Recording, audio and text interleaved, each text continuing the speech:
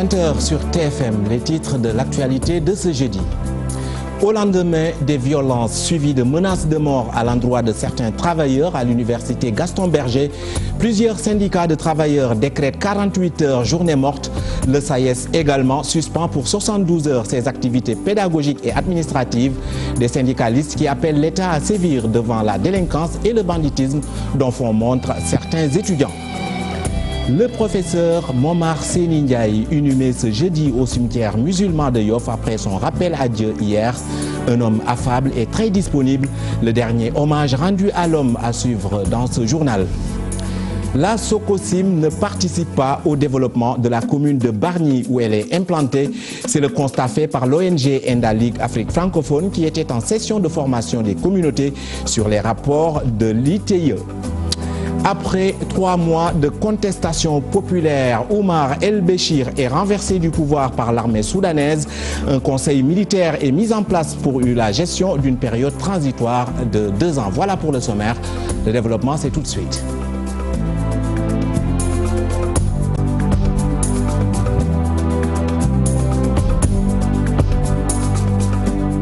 Bienvenue, bonsoir à tous. Université Gaston Berger de Saint-Louis au lendemain d'une journée de violence combinée à des menaces de mort à l'endroit des travailleurs. Plusieurs syndicats de travailleurs ont décrété 48 heures journée morte. Des syndicalistes qui appellent l'État à sévir face à des étudiants délinquants qui sèment le trouble dans ce temple du savoir. Ousseynou Diop et Habib Seck. À l'université Gaston Berger de Saint-Louis, les travailleurs ont décrété 48 heures de grève renouvelable pour protester contre les violences faites par les étudiants dans le temple du savoir mercredi. Les syndicalistes se mettent en garde de ces étudiants et les rappellent à l'ordre. Nous allons décréter 48 heures de journée noire contre la violence, contre l'indiscipline. La dictature des étudiants a suffisamment duré. Aujourd'hui, la peur doit changer de camp. Les travailleurs regrettent ces actes et demandent au gouvernement de prendre toutes les mesures idoines. Ces étudiants n'ont fait que récidiver. C'est pourquoi le personnel administratif, technique et de service dit non, ça suffit. Nous ne sommes plus en sécurité dans ce temple de savoir. Tous les efforts que nous avons consentis depuis mai 2018 seront anéantis par ce groupe d'étudiants si les autorités étatiques ne prennent pas des mesures courageuses. Les syndicalistes du Centre régional des œuvres universitaires de Saint-Louis invitent également le gouvernement à prendre des mesures pour sanctionner les fautifs qui perturbent la quiétude du bon déroulement des activités, sans quoi ils ne vont plus retourner à l'UGB. C'est un responsable, même s'il y a 100 tickets, il ne sort pas. Il reste ses œufs jusqu'à la fin du décret de 100 tickets. Maintenant, on a des voyous devant nous. Ce qu'on n'acceptera plus maintenant, nous faisons appel aux autorités étatiques avant qu'il soit trop tard. Maintenant, nous accepterons plus que des étudiants viennent nous attaquer à tort et à travers. L'université de Saint-Louis vit aujourd'hui une période difficile après une année blanche notée dans plusieurs UFR. À noter que depuis quelques jours, les étudiants ont décrété des journées sans tickets et menacent de perturber le système dans les prochains jours. Ousseynou Diop, devant cette spirale de violence à l'UGB, le syndicat autonome des enseignants du supérieur a sorti un communiqué pour fustiger le comportement de certains étudiants. Le SAES décrète par ailleurs 72 heures de suspension de ses activités pédagogiques et administratives. Aminata Mbaresow. Comment qualifier les actes de vandalisme des étudiants de l'université Gaston Berger de Saint-Louis? La question taraude dans bien des esprits. Des étudiants relèvent de demain, futurs gouvernants de notre cher pays. Devraient-ils agir de la sorte? Des eaux usées déversées dans le bureau du recteur, les faits sont déplorables, inqualifiables. Dans un communiqué, la coordination du SAES section UGB constate avec amertume et indignation les actes. Le SAES alerte l'opinion publique et les autorités sur la nécessité de prendre des mesures pour assurer la sécurité du recteur et des enseignants. Les syndicalistes décrètent par ailleurs 72 heures de suspension des activités pédagogiques et administratives. L'université Gaston Berger de Saint-Louis est devenue depuis quelques années le théâtre d'affrontement entre forces de l'ordre et étudiants. L'on a encore en mémoire les confrontations meurtrières de mai 2018 qui avaient coûté la vie à l'étudiant Fallou Sène. À l'époque, les étudiants manifesté contre le retard du paiement des bourses. Dans la furie, ils s'en étaient pris aux forces de l'ordre et vandalisé les restaurants universitaires. Dans cette situation d'impasse à l'université Gaston Berger de Saint-Louis, le professeur Baïda Laikan, recteur, avait été limogé pour être remplacé par le professeur Ousmane Tiaré, recteur. En début janvier 2019, d'autres émeutes moins tendues avaient encore éclaté au sein de l'UGB. Là également, il s'agissait de la question des bourses. Les étudiants avaient barré la route nationale 2, mais également décrété 4 jours sans ticket. Avril 2019, l'université Gaston Berger de Saint-Louis occupe encore le devant de l'actualité avec cette fois-ci des faits qui semblent sortir de l'ordinaire, des eaux usées dans le bureau du recteur. L'acte est condamné par bon nombre de personnes. L'université Gaston Berger de Saint-Louis, longtemps réputée pour son excellence et son calme, est-elle en train de perdre ce prestige? En tout cas, les événements de ce mardi 10 avril 2019 n'honorent pas du tout Sanar. Aminata Mbaresso, 72 heures de grève, c'est ce que décrète également le collectif des formateurs du Centre d'entrepreneuriat et de développement technique sénégalais, communément appelé le G15. Il s'insurge contre une mauvaise gestion de l'administration de l'école et appelle les autorités à réagir. Fodé Ndiaye porte le parole du dit collectif. Nous l'écoutons au micro d'Aïssatou Gueiba. Disons une position relativement contradictoire que nous... Dans une situation contradictoire que nous met donc le directeur du Centre d'entrepreneuriat et de développement technique, en l'occurrence M. Papangom, qui estime tout simplement qu'en étant directeur, il devrait adopter une posture de chef, c'est-à-dire quelqu'un qui décide de tout sur toutes les questions. Or, le principe moderne de gestion des écoles voudrait que le management soit concerté. Pas que nous avons eu des problèmes, avec quelque correction qu'elle soit, nous avons toujours privilégié la concertation, etc. Mais malheureusement, cette posture qu'a adoptée le directeur de l'établissement a fait qu'on est arrivé à un point de rupture tel que maintenant les formateurs s'en sont résolus à demander son départ. Eh bien, nous avons, dès lors que nous n'avons pas pu rencontrer les autorités après 72 heures de mouvement d'humeur, nous avons renouvelé ça pour 72 heures en espérant naturellement que les autorités vont prendre très rapidement leurs responsabilités pour que les enseignements apprentissages reprennent au niveau du CEDT le G15. Et puis sachez que le directeur pointé du doigt a été contacté par nos reporters, mais il a préféré ne pas réagir face à ces accusations. Plus de 100 élèves par salle de classe en banlieue de Dakar. Les effectifs pléthoriques résistent dans plusieurs écoles. À Guédiawaye, la mairie lance Pro banlieue. L'objectif de ce programme est de limiter au maximum par classe dans le moyen secondaire 50 élèves. La présente phase concerne 8 établissements scolaires dont le CM Canada et le lycée de Pikine. Salif Sow, Asmalik Diop. Pro banlieue porte sur 2 volets.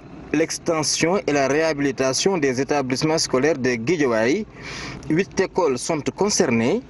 C'est au tour du CM Canada et du lycée de Pikine d'être refaites. C'est un projet estimé à plus de 500 millions. La mairie elle-même ne reste pas en rade puisqu'elle va participer, même si c'est symbolique, à hauteur de 25 millions. Nous avons évalué très rapidement les engagements concrets aujourd'hui autour d'une centaine de millions. Nous sommes convaincus que nous allons atteindre largement les objectifs. Cette année, nous avons ciblé le complexe Canada, composé du collège Mame Cheikh Anta Mbacké et du lycée de Pikine. Et donc, pendant ces 3 mois, nous allons réhabiliter les bâtiments existants que nous allons conserver. En tout cas, ceux qui sont suffisamment solides pour être conservés. 90 salles de classe ont déjà fait peau neuve ces dernières 4 années. L'amélioration du cadre de travail a permis l'obtention de meilleurs résultats. Ce sont satisfaites les autorités locales compétentes. C'est ressenti dans les résultats. Je donne encore l'exemple de Darussalam où on est passé en 3 années de moins de 50% de taux de réussite au BFM à aujourd'hui 81% de taux de réussite. Ça veut dire que l'impact est réel et immédiat. La capacité d'accueil du secteur public aujourd'hui dans le moyen secondaire est de 30%. Nous voulons d'ici 5 ans atteindre 50%. Guédiawaye compte 106 000 élèves.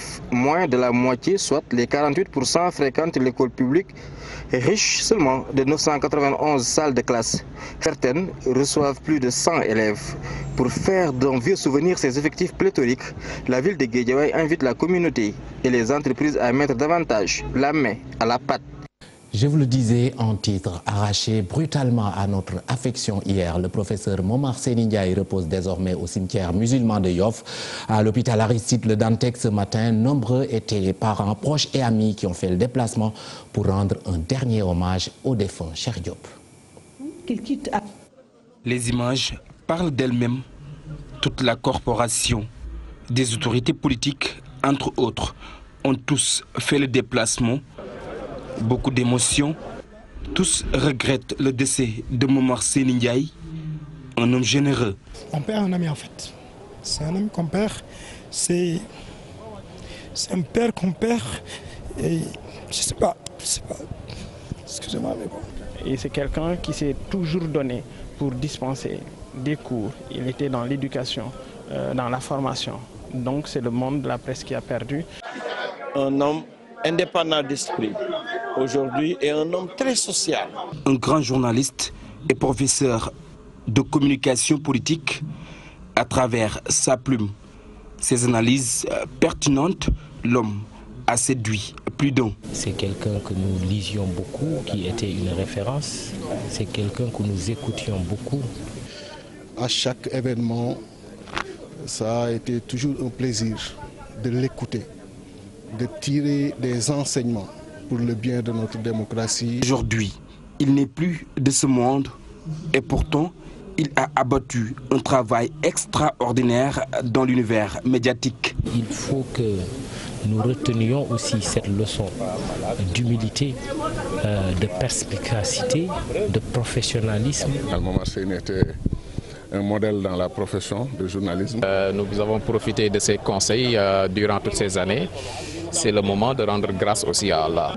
Presse bi ñi di génn si ñu am générosité boobu ci xol parce que xam dara joxe ko yombul. Momar Seni Ndiaye, un homme généreux, grand intellectuel, le professeur maîtrisait parfaitement les questions politiques. L'homme est parti sans dire au revoir suite à un malaise, laissant derrière lui une presse orpheline. En bref, dans le département de Mbour, mort suspect d'un talibé à Malicounda, la gendarmerie a arrêté son maître coranique. Le corps sans vie de l'enfant a été exhumé pour les besoins de l'autopsie. L'enquête déjà ouverte se poursuit. Nous y reviendrons dans nos prochaines éditions. Des sociétés minières au Sénégal ne participent pas au développement des localités dans lesquelles elles sont implantées. Un constat de l'ONG Endalic Afrique francophone qui donne l'exemple de la Sococim à Bargny.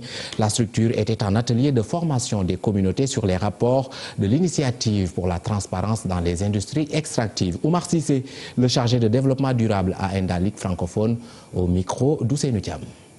On a constaté au niveau de Bargny, pour ce qui est des sociétés minières qui sont présentes dans le terroir de la commune de Bargny, nous avons la société Sococim. Et paradoxalement, à la taille et à l'ampleur même de Sococim, Sococim ne contribue pas dans le développement communal, en tout cas de la commune de Bargny. Parce que les sociétés minières ont deux formes de contribution. C'est dans les recettes de l'État, c'est-à-dire au niveau du budget de l'État, par les différentes taxes qui sont prévues par le Code général des impôts et domaines. Mais également, il y a les fonds de développement communautaire qu'on appelle fonds RSE qui sont directement injectés au niveau des collectivités locales abritant les opérations minières. Malheureusement, d'après les données des rapports de l'ITIE, notamment le rapport de 2016 qu'on était en train de présenter, Sococim n'a pas en tout cas déclaré ayant participé au développement communautaire de ces communes-là. Autrement dit, Sococim n'a rien fait pour les collectivités territoriales, notamment de Bargny et de Rufisque. Le désenclavement de la localité, la construction de structures de santé, mais également un accès à l'eau potable, ce sont là les attentes de la commune de Boukuta, c'est dans le département de Vélingara, des doléances exprimées par le maire de la localité en personne. Chérif Abibou Aïdara se nomme-t-il. Nous l'écoutons au micro de Amadouba. Je pense qu'il va falloir revoir la manière dont on les finance, parce qu'il y a des zones où on finance les femmes, mais quand elles produisent, quand elles arrivent à produire quelque chose, elles n'arrivent pas à l'acheminer dans les marchés hebdomadaires tels que le Loum de Diaobé, de Mandadouane ou bien ailleurs. Parce que tout simplement, comme je le disais tout à l'heure, il y a toujours ce problème d'enclavement. Il y a beaucoup de villages enclavés et je pense que c'est là que le département de Vélingara, en tout cas en ce qui me concerne, j'insiste pour que le gouvernement, le nouveau gouvernement de Macky Sall nous aide vraiment dans ces différents domaines. Mais nous pensons qu'étant loin de Dakar et que enclavé entre la Gambie, et la Guinée-Bissau et la Guinée, nous avons encore besoin beaucoup, surtout en matière de désenclavement. Il y a des communes qui sont dans le département de Vélingara où, par exemple, à 2-3 km, bien qu'un effort considérable ait été fait par rapport à l'eau, par rapport à l'eau potable, nous pensons que les trois restent prioritaires. Désenclavement, électrification rurale et l'eau. Après Vélingara, direction Tambacounda où Action Soldat de Diakha, à travers une marche de protestation, déplore les dures conditions de vie des populations de Missira, une localité sans eau potable, encore moins d'infrastructures sociales de base. Nous y reviendrons dans nos prochaines éditions. Depuis 3 ans, les populations de Mahmouda Chérif dans le département de Bignona attendent la construction par l'État de leur poste de santé d'une valeur de 60 millions de francs CFA. Elles ont profité de leur ziara annuel par la voix de leur khalife général pour rappeler cet engagement, tout comme celui concernant la construction de la grande mosquée de la localité. Les propos du porte-parole des populations recueillis par Boubacar Diassi. De santé donc, qui tarde jusque-là à revenir. Parce qu'il faut le rappeler, donc il y a déjà 60 millions de l'État qui est déjà alloué à la construction donc, de ce poste de santé. Mais jusque-là encore, ce n'est pas encore établi. L'année dernière, le médecin-chef et le sous-préfet, ils ont quand même discuté sur ces questions-là. Nous attendons aussi quand même l'État à intervenir à ce niveau-là, parce qu'une cité religieuse comme Mahmouda Chérif, je pense que ces questions-là doivent être des détails. Donc tout est déjà dit pour que l'État pense à ces choses-là. Mais aussi vous avez remarqué qu'au niveau même de la mosquée, vous avez vu que ce n'est pas encore terminé. Donc il y a toujours blocage donc, de construction. Ce matin, lors de la cérémonie de lecture donc, de Coran, il a aussi insisté sur le dialogue qui doit régner entre l'État, l'éducation, l'État, la santé, etc., etc. Je vous le disais il y a un instant, Action Soldat de Diakha, à travers une marche de protestation, déplore les dures conditions de vie des populations de Missira, c'est dans la région de Tambacounda, une localité sans eau potable, encore moins d'infrastructures sociales de base. Moussa Omar Gueye. Action Soldat Diakha dans la rue à Missira, sur la route de Kédougou.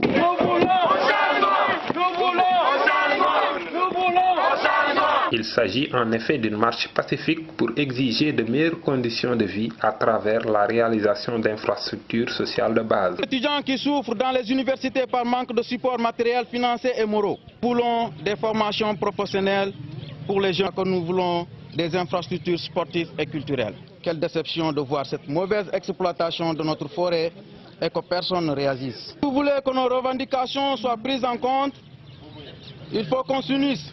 Vive Action Soldat, vive Diakha. Ainsi, le mémorandum a été remis au sous-préfet de Missira. Il n'y a pas de politique là-dedans. J'ai dit, je le répète, je considère que ce n'est pas une défiance aux institutions, que ce n'est pas également une désobéissance civile. Mais que vous vous êtes tout simplement installé dans un champ revendicatif.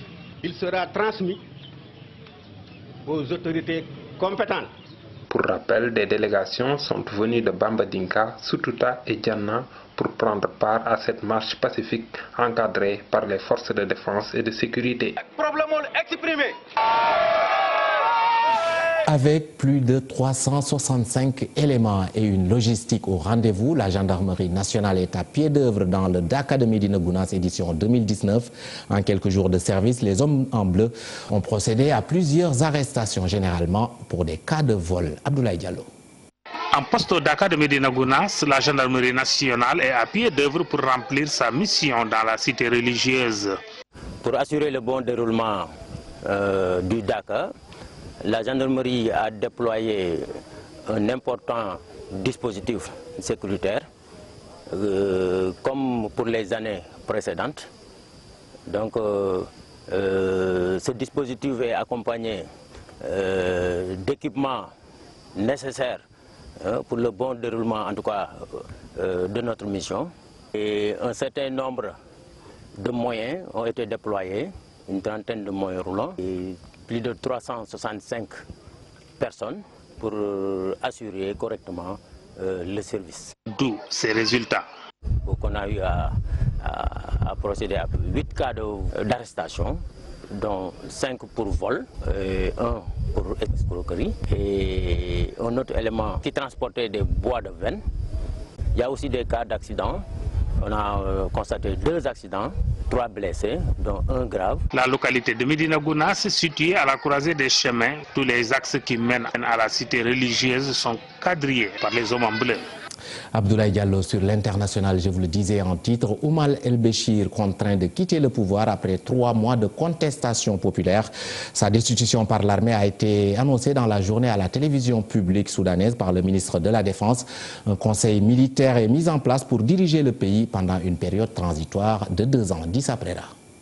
Finalement, Omar El-Béchir est tombé. C'est l'armée soudanaise à laquelle il appartenait qui a fini par destituer le désormais ex-homme fort de Khartoum. Omar El-Béchir, un militaire qui aura passé près de 32 ans à la tête de ce pays d'Afrique de l'Est. Pourtant, cela n'a pas été facile. De la résistance, El-Béchir en a réellement. Mais face à une économie à genoux, la flambée des prix de denrées de première nécessité, la rue s'est soulevée, les partis d'opposition se sont organisés et Khartoum et ses environs sont devenus le théâtre d'une manifestation permanente.